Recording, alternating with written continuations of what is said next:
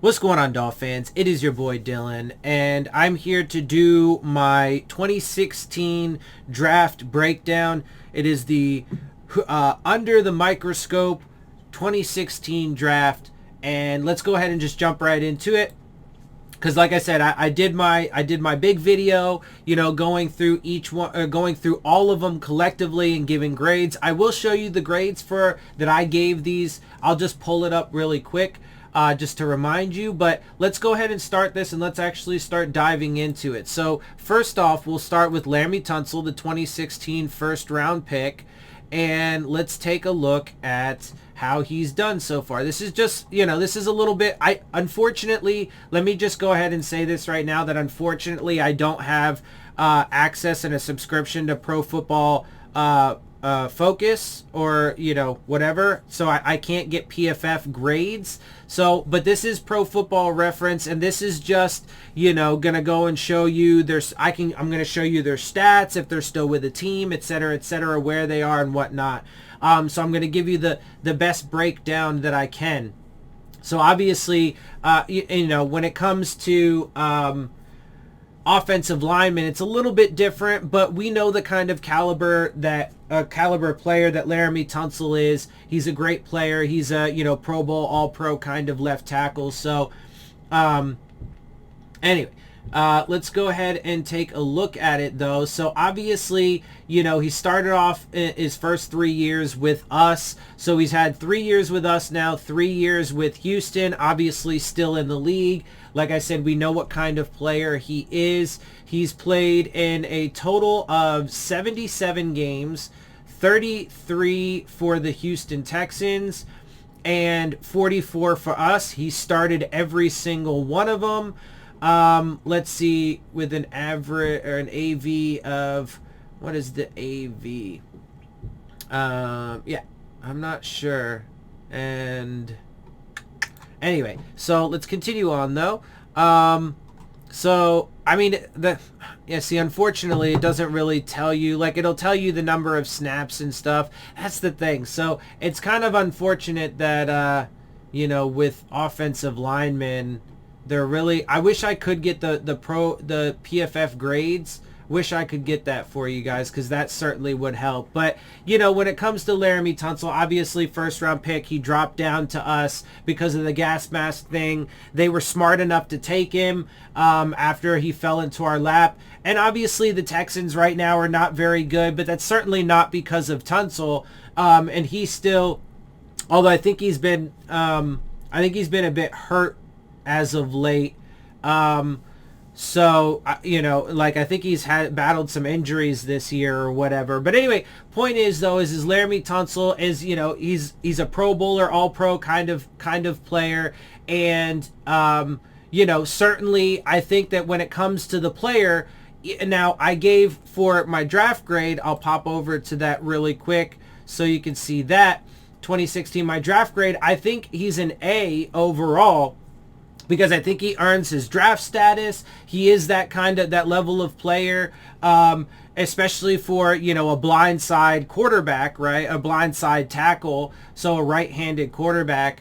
But I gave him a B for the Dolphins, right? So the first grade is relative to the Dolphins, and this is regardless of whether or not whether or not the player is still with us. This is after. So, are they still in the league? Are they with another team? And how are they performing for that other team if they are with another team? So I like him as an A grade as a player, B for the Dolphins, only because now he has spent 3 years with and if you want to, you can add in the fact that we didn't really, those first round picks and stuff that we got for him haven't really turned into much.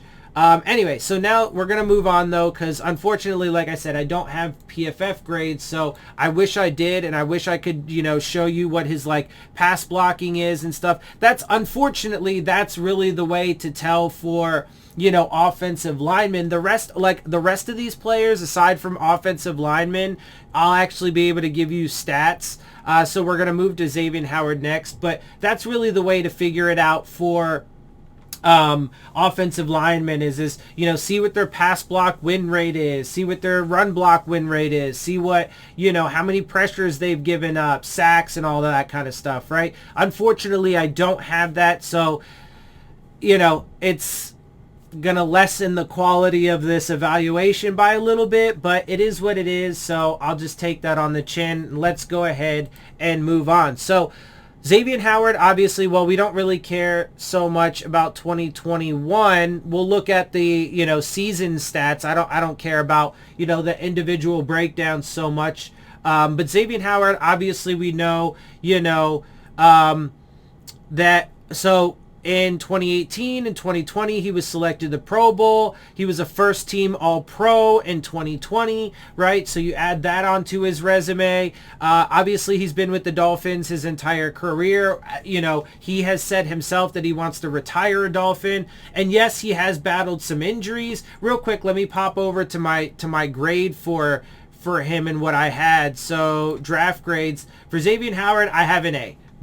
For both, obviously he hasn't left the Dolphins, so both with the Dolphins and otherwise, I have an A for him. He was a second round pick. He's obviously been a star for us. He's one of the best players on our team, and you know, even though he has battled injuries, and yes, he did have a little bit of a rough stretch at the beginning of the season, I actually believe wholeheartedly that you know, and even though I think Byron Jones is overrated by most people, I give, you know, I just follow the facts, and I like to be objective. So I defend both of those guys when it comes to the early portions of the year, because I think that, one, they were battling injuries, but more importantly, the defensive scheme and play calling was atrocious, and they weren't playing their brand of football. And I think that if they were, it would have alleviated some of the pressure on those back-end guys. They wouldn't have had to do as much or be as responsible as they were, because, you know, the front seven would have been getting more pressure on quarterbacks early on. They would have been blitzing the linebackers, which would have made Andrew Van Ginkel and Jerome Baker look a lot better in the early parts of the season, not asking them to do things that they're not good at or not capable of, not asking Jalen Phillips to drop back into coverage nearly as much and just letting him pin his ears back, etc., right? So I think that's the primary reason for the early struggles for Howard, you know, and a lot of these defensive players and the defense as a whole, right? The young safeties, Brandon Jones and Javon Holland, could have been doing a lot better and developing faster if they would have employed that defense, etc. Anyway, so let's take a look at Howard, though. So obviously for, well, let's look at his complete career. So he's been 68 games, 67 as a starter. He has 26 interceptions, which, as we know, is the most by any player since 2016. He's gotten 217 yards on those returns. Just the one touchdown on an interception, though, although we know that this year he has the fumble recovery for a touchdown, which is right there. Along the 30. He's got 69, obviously love the number, but he's got 69 passes defensed, which is damn good. He had 20 last year. He's got 14 this year, and there are 4 games left. 6, he could still match his passes defensed from last year. Is he going to match his number of interceptions? No, but I never thought he would. He still could get up to 6 or 7, though, and that would still be a really good year for interceptions, right? And then along with the passes defensed, he has 4 forced fumbles in his career, and then the 1 touchdown. So he's only got 1 sack, obviously, because he's not that kind of corner. That's not how they use him. And in fact, the way that Brian Flores' defense works, it requires the outside corners, Howard and Jones, to actually be on islands and be man-to-man coverage guys, right? So that way the rest of the team, the defensive line, the linebackers, and the safeties can bring pressure through blitzes and exotic packages, and then your corners don't need to cover for very long. And in those short durations that they do, because you're bringing so much heat on the opposing quarterback, they have off-timing throws, it'll sail on them, they'll be off-platform, and then it leads to interceptions and turnovers. But anyway, He has 228 total tackles, 177 total, 51 assisted, 6 tackles for loss, 1 quarterback hit. So Xavier Howard is a stud, obviously still with the Dolphins. We love him. I think he deserves that A grade 100%. All right, so now let's go ahead and move on. So Kenyon Drake, let's take a look at Kenyon Drake. He was our 3rd round pick that year. So 2021 games. Obviously, he's not with Miami anymore, but let's take a look now at him and where he stands. So he's got 7 years in the league. The first 4 were with Miami. Then he had 2 years with Arizona and 1 year now with the Raiders. So, and you know, the Raiders now obviously are having, you know, a tough time and so on and so forth. A lot of issues going on with the Raiders. But you know, when he was with Arizona, he still did some pretty good things. I always thought Kenyon Drake was a good complementary back. Right? Like, I still think, like, the Dolphins over the past several years, whether it be Flores or Gase or the previous regime. Now, to be fair to Gase, actually, Ajayi was supposed to be the, you know, lead back or whatever. The problem with him, of course, was always going to be the knee concerns and his long-term viability. But in the short term, he was supposed to be that guy. And then I actually think Kenyon Drake, much like a Myles Gaskin or whatever, is a good complementary back, 3rd down kind of back, catching out of the backfield, etc. But let's take a look. So career, so he has 89 games in total, 39 started. He has 758 rush yards, or rushing attempts, excuse me, for 3,384 yards, 29 touchdowns. Not too bad. You know, 54 of those games were with the Dolphins. He's got 1,532 yards with the Dolphins in 4 years. He had more than that, though, in 2 years with Arizona. So he actually had a pretty substantial uptick in production. Basically doubled his production, 1,598 yards. He's only got 254 with, you know, the Raiders. But obviously that's because he's kind of just been bouncing around a little bit. But look, I mean, this production's not bad, and for a 3rd round pick, and the 29 touchdowns. Yeah, and look, he doubled his production with his Arizona, 9 with the Dolphins in 4 years, 18 with the Cardinals in 2 years, 2 with the Raiders. So look, you know, for what he is and where he was taken, and then let's see, receiving, he's got, let's see, 199 receptions for 1,535 yards, 7.7 yards per reception with 7 touchdowns. So, and a 73.7 catch percentage. He's always been over 70%, 80% with the Cardinals. So, like I said, I've never thought that he was a bad running back. I always thought he was pretty good. And for where he was taken, I always thought he was a good complementary piece. And I definitely think that, you know, in Adam Gase's time, he was a good piece for what he was trying to, you know, what he envisioned. Anyway, so, you know, real quick, let's go ahead and take a look at what I graded Kenyon Drake. So Kenyon Drake's grades, C for the Dolphins. And honestly, I think I probably could make that a B. The only reason why I gave him a C, though, is because,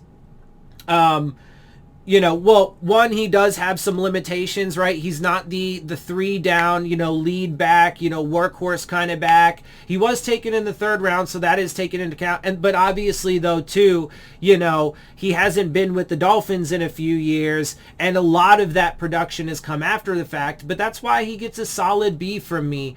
And you could say that even his time with the Dolphins could be graded as a B. There is an argument for that. All right, anyway, so now let's go on to Leonte Carew, who I don't even believe is in the league anymore. Yeah, let's see. So, yeah, it looks like 2018 was his last season for the Dolphins, though. In those 3 years, he racked up 37 games. He had 12 receptions for 192 yards and 2 touchdowns. And that's really with a 54.5 catch percentage, 5.2 yards per game, 8.7 yards per target. So really not much there. Kind of not very good. Obviously, though, he was taken in the later rounds, so, you know, it's starting to be less expectation. Although he was a third-round pick, and I do actually think that they moved up to get him. So it is fair to talk about that and to mention that as part of it. Let me see real quick what the grade I gave him. So I gave him a D for the Dolphins and an F overall. I mean, you could argue, and with Leonte Carew, you could argue with an F for the Dolphins. But when he was with us for that short amount of time, those 3 years, I did think, and, you know, he was a third-round guy. I never figured he was going to be. Now, I think, let's say this, I mean, and what would be able to drive him down to an F for sure is that they did move up to get him, and they invested probably a little too high in Leonte Carew as a third-round pick. If he was like 5th or something, that I think would be, you know, a lot better, or whatever, a lot less risky and a better return for your investment. He was, you know, he was like a 4th or 5th guy at best, and, you know, it just is what it is, man. So he gets a D or an F. Not a very good one there. Look, they actually put his nickname. They put Jakeem Grant's nickname, Mighty Mouse, up there. That's fucking hilarious.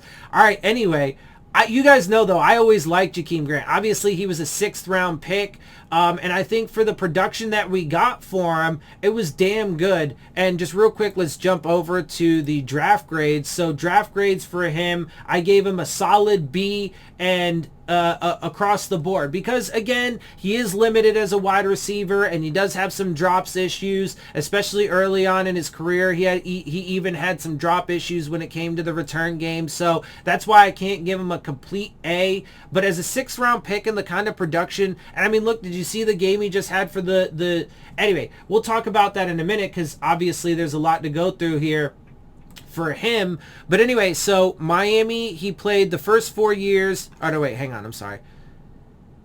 Here we go. So let's look at his career. This is kicks and punts. Hang on. Actually, this is 2021 games. Where is his career for receiving? Oh, wait, here we go. Okay, receiving and rushing. So this is his kicks and returns. So obviously he spent, what, 1, 2, 3, 4, 5. His first 2 years with Miami. Obviously in 2021, it's 2 teams. He spent the first 4 games with Miami, and then he's been in Chicago since because we traded him. But let's just take a look at career. So games, he has 79 games. 70 of those obviously for the Dolphins. Let's see, he's got returns. He's got 115 returns in total for 1,221 yards, 4 touchdowns, a long of 97, 10.6 yards per return. Kickoffs, he's got 109 with 2,693 returns there, 2 touchdowns, a long of 102 with 24.7 yards per return. Like, I mean, those numbers are phenomenal in the kicking game. They just absolutely are, bro. Like, they are great in the kicking game, and that's what I'm saying, man. Spectacular. Now let's look at receiving, because this is where he does get his harshest criticism. But let's take a look at this, because I actually don't think he's as bad as people say he is. Now, is he great? Is he ever going to be a number 1, 2, or 3 receiver? No, of course not. He's just, and frankly, he really, when it comes to the offense, he really only should be used in certain ways, right? Either that be like gimmicky plays, like jet sweeps and stuff like that, or, you know, you just do quick hitting passes to him that get him out into space, like quick slants and stuff like that, where he can use his speed and his ability in the open space to avoid tacklers and so on and so forth, because he's actually pretty solid at that too. Anyway, 79 games. He's had 100 receptions for 1,140 yards. Honestly, and like, if you just think about that, and I know it's over the course of 7 years, so from that perspective, it's not good. But if you do think about that just real quick from the perspective of a single season, if that was in 1 year, you know, my point is 1,140 yards on 100 receptions is actually not that bad, right? So obviously, though, he hasn't been used that much, but he has 11.4 yards per reception. He's got 7 touchdowns. He's got a 62.1 catch percentage. Obviously a bit lower than you would expect, or than you would want, but it's not, you know, absolutely atrocious either. Like, it's not good, and you obviously want to at least be up over 70%, but there are guys that are worse than that. 7.1 yards per target, you know, not the greatest there. He does have 15 rushes for 59 yards with 1 touchdown there, so add that in. He does have 13 fumbles, though, so obviously there's the issue there. So, you know, Jakeem Grant, but again, a 6th-round pick, and this kind of production, particularly when it comes to the special teams, phenomenal, bro, phenomenal. And that's why he earns the grade that he gets from me for being a 6th-round pick and being able to produce in that fashion. Okay, so now let's go back and let's get to the next one, because I do want to wrap this up. This video alone is getting kind of long, but just imagine if I did all 6 drafts together. The last 3, though, should be pretty easy. Jordan Lucas, yeah, I don't think he's in the league anymore, but it says 2021, so it looks like he's with Indy, but obviously really nothing here. He doesn't really have like any stats. He spent 2 years with the Dolphins, you know, hasn't really done much of shit, so, you know, 2 years with KC, 1 year now with Indy. Apparently that's this year he's with Indy. He's played in 1 game, no statistics. He's got 1 interception for his career that came with Kansas City. So, you know, nothing there. Jordan Lucas, yeah, whatever. But, you know, when it comes to, he was a late round pick, though, so there is that at least, right? You're not really risking a lot with these last guys. Jordan Lucas.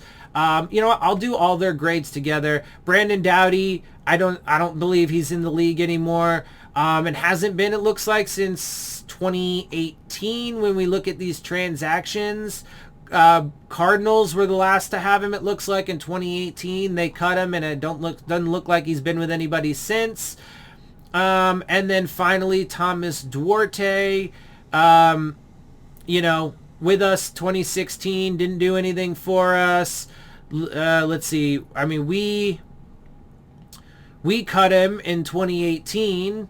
Didn't do anything for us the entire time. The last team he was with was the Falcons. They cut him, and that's where it ends for Thomas Duarte. So obviously those last 3 picks, not very good. Let's pop over real quick to see the draft grades. I gave those guys Fs across the board, and I think that's probably pretty accurate. So, all right, with that, that was an even more in-depth look at the 2016 Dolphins draft class, and I think overall the average grade, when you look at that real quick, actually pop back over to the grades, I think these are pretty fair grades. It averages out to about a C. Not so good here. I love Jakeem Grant as a 6th-round pick. Leonte Carew fail as a 3rd-round pick. Kenyon Drake, I think, was solid as a 3rd-round pick, so that's why I give him a C for the Dolphins. B overall, because again, he did actually, when in his time with Arizona, was twice as good as it was with the Dolphins. A for Howard, B for Tunzel with the Dolphins, and an A